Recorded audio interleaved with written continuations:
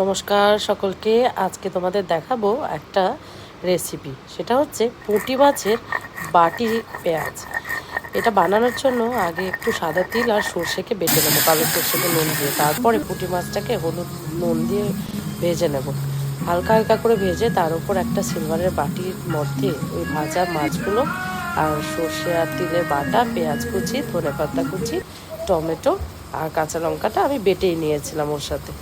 এরপরে যেটা দিতে হবে, পরিমাণ মতো হলুদ, পরিমাণ মতো নুন আর পরিমাণ মতো লঙ্কার গুঁড়ো দিতে পারো, একটু কালারটা ভালো লাগবে আর কি লঙ্কার গুঁড়ো দিলে।